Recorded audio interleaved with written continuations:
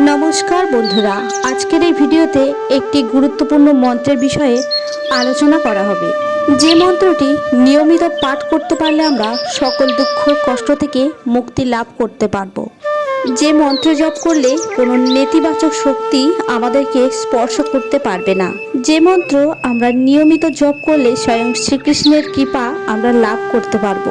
ভিডিওটি শুরু করার আগে একটি ছোট্ট কাহিনী আপনাদের সঙ্গে শেয়ার করব। একবার নারদ ঋষি তার আরাধ্য দেবতা স্বয়ং ভগবান শ্রীকৃষ্ণকে জিজ্ঞাসা করলেন, প্রভু, এই মন্ত্র জপ করলে কি হয়? ভগবান শ্রীকৃষ্ণ একটু হেসে বললেন, নারদ, তুমি পৃথিবীতে যাও, সেখানে প্রথম তুমি যাকে দেখবে তাকেই তুমি এই প্রশ্নটি জিজ্ঞাসা করবে। পৃথিবীতে গিয়ে নারদমুনি দেখতে পেলেন একটি গরু বিষটা ত্যাগ করছে, তার মধ্যে একটি কৃমি লাফাচ্ছে। নারদমুনি তখন সেই কৃমিটিকে জিজ্ঞাসা করলো, এই মন্ত্র জপ করলে কি ফল লাভ হয়? সঙ্গে সঙ্গে কৃমিটি মারা গেল। তখন নারদমুনি ভাবলো, আমার কারণেই হয়তো এই কৃমিটি মারা গেল। তিনি আবারও ফিরে গেলেন বৈকুণ্ঠে ফিরে গিয়ে তিনি নারায়ণকে সবকিছু জানালেন। সব শুনে ভগবান নারায়ণ বলল, তুমি পূর্ব দিক বরাবর চলে যাও, দেখবে একটি গরুর বাছুর হয়েছে, তুমি তাকে গিয়ে এই প্রশ্নটি জিজ্ঞাসা করবে। নারদমুনি তখন শ্রীকৃষ্ণের কথা মতো পূর্ব দিশায় গিয়ে দেখলেন একটি গরুর বাছুর হয়েছে। তাকে গিয়ে জিজ্ঞাসা করলেন, এই মন্ত্র পাঠ করলে কি ফল হয়? বাছুরটি সঙ্গে সঙ্গে মারা যায়। নারদমুনি তখন একটু ভয় পেলেন। তিনি মনে ভাবলেন, আমি গোহত্যার মতো পাপ করে ফেললাম। তিনি তাড়াতাড়ি বৈকুণ্ঠ লোকে উপস্থিত হলেন এবং ভগবান নারায়ণকে সবকিছু বললেন। তখন ভগবান নারায়ণ বললেন, তাহলে তুমি দক্ষিণ বরাবর যাও, দেখবে রাজার একটি পুত্র সন্তান হয়েছে, তুমি ওই পুত্র সন্তানকে গিয়ে জিজ্ঞাসা করো। তখন নারদমুনি বললেন, হে প্রভু, আমি তো এবার নরহত্যার অপরাধী হয়ে যাব। তখন ভগবান নারায়ণ বললেন, এবার তুমি তোমার প্রশ্নের উত্তর পেয়ে যাবে। নারদমুনি তখন রাজার পুত্রকে জিজ্ঞাসা করলেন, এই মন্ত্র পাঠ করলে কি ফল হয়?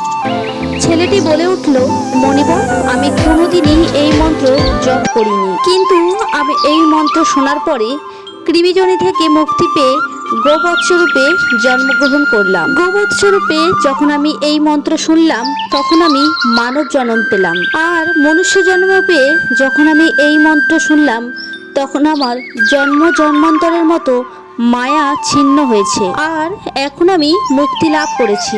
এই মন্ত্র শুনে যদি আমি মুক্তি লাভ করতে পারি তাহলে ভাবুন, অপরাধ শূন্য হয়ে এই মন্ত্র জপ করলে কি লাভ হতে পারে।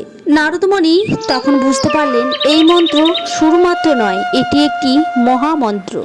নিয়মিত এই মন্ত্র পাঠ করলে বা নিয়মিত এই মন্ত্র জপ করলে কি ফল পাওয়া যায় তা ভাষায় প্রকাশ করা অসম্ভব। তাই সবাই এই মহামন্ত্র হরিনাম জপ করুন। হরে কৃষ্ণ কৃষ্ণ কৃষ্ণ হরে হরে, হরে রাম রাম রাম হরে হরে। এই মহামন্ত্র বা কৃষ্ণ মন্ত্র বা মহামন্ত্র এটি একটি 16 শব্দের জপ, যা 16 শতকে উদ্ভূত হয়েছিল। এটি একটি শক্তিশালী মন্ত্র। এই মন্ত্র যে কোনো সময় জপ করা যেতে পারে এবং এই মন্ত্র আমাদের মনকে বস্তুগত চেতনা থেকে মুক্ত করে কৃষ্ণের ঐশ্বরিক শক্তির সাথে সংযুক্ত করার ক্ষমতার জন্য পরিচিত, যা আমাদের অনুভূতিকে, আমাদের চিন্তাধারাকে এবং আমাদের সমস্ত অভাব থেকে সরিয়ে আমাদেরকে স্বয়ং সম্পূর্ণ করে। এই মহামন্ত্র জপ করার নির্দিষ্ট নিয়ম।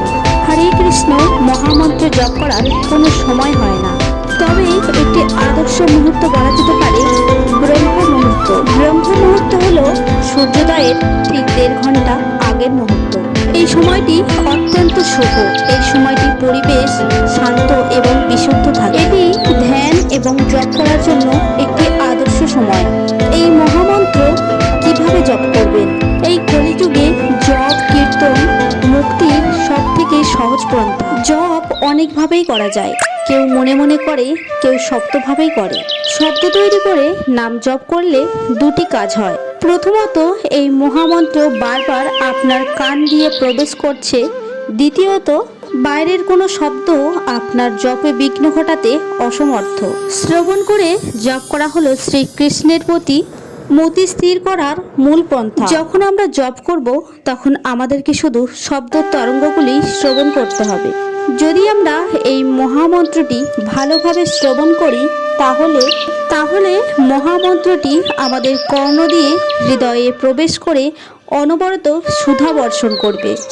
এই সুধা সিন্ধুতে হারিয়ে গিয়ে আমরা ভগবান শ্রীকৃষ্ণকে দর্শন করতে পারবো। কিন্তু অনেক বছর পরেও যদি নামের প্রতি আমরা সাধন না করতে পারি তাহলে হয়তো মহামন্ত্র শ্রবণে আমাদের কোনো সমস্যা হয়েছে, আর না হলে আমাদের আত্মসমর্পণ স্তরে সমস্যা রয়েছে।